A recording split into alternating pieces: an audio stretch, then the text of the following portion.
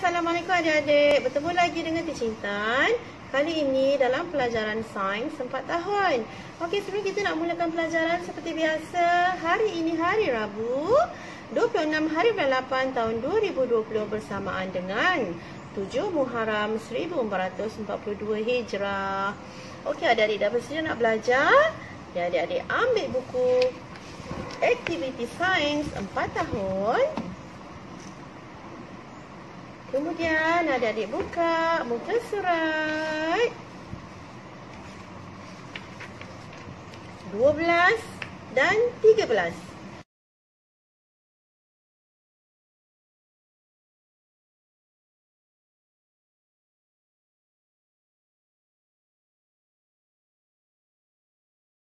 Okey, hari ini kita nak belajar tentang makanan yang tidak berkhasiat dan makanan yang berkhasiat. Okey, adik-adik. Adik-adik tahu tak apa dia makanan yang berkhasiat dan yang tak berkhasiat? Makanan yang berkhasiat adalah makanan yang memberi sumber tenaga, kesihatan dan apa? Makanan yang berkhasiat adalah makanan yang memberi sumber tenaga dan kesihatan kepada tubuh badan kita. Dia sihatkan badan kita, dia cantikkan kulit kita, dia cerdaskan otak kita. Kalau kita makan banyak sayur, kalau kita makan banyak buah-buahan, itu semua boleh menyihatkan tubuh badan kita dan membuatkan otak kita cerdas. Jadi adik-adik nak belajar pun senang, mudah faham. Okey, kalau makanan yang tak berkhasiat pula apa? Makanan yang tidak memberi manfaat kepada tubuh badan kita, makanan yang tidak memberikan faedah, yang boleh merosakkan kita punya hati ke, makanan yang boleh makanan yang tidak memberi tenaga kepada kita. Okey, contoh-contoh dia apa? Okey, jom kita tengok. Okey, contoh makanan yang tidak berkhasiat adalah seperti manis-manisan.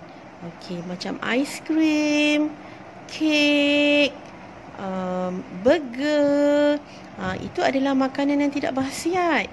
Okey, yang adik lihat dekat gambar ni semua adalah makanan yang tidak berkhasiat. Bukanlah bermakna adik-adik tak boleh makan. Boleh, tapi janganlah makan dalam kuantiti yang banyak. Contohnya macam ni, lollipop ni. Hari ni dah makan, besok nak lagi, besok nak lagi, pagi dah makan, tengah hari nak lagi, petang nak lagi. Tak boleh macam tu.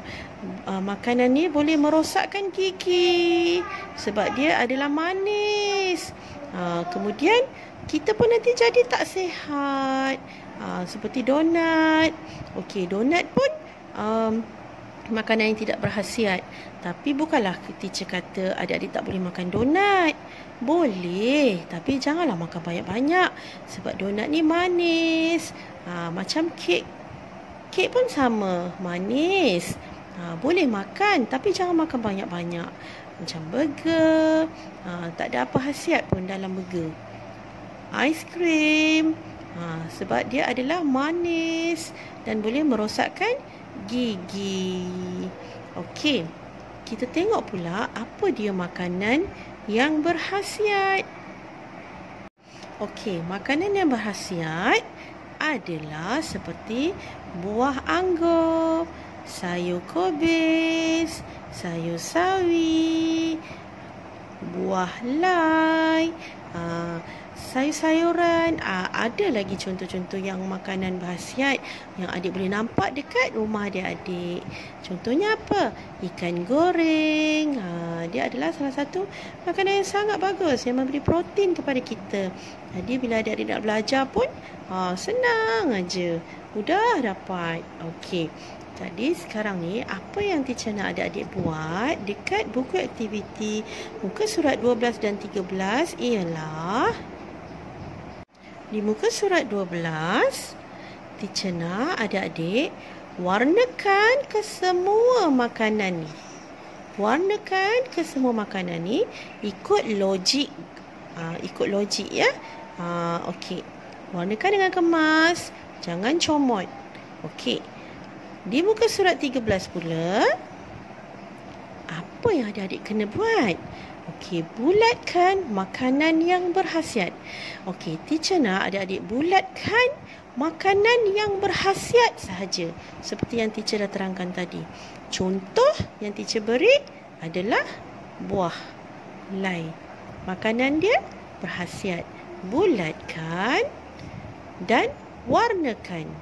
Okey, teacher nak adik-adik warnakan hanya pada makanan berkhasiat yang adik-adik bulatkan sahaja.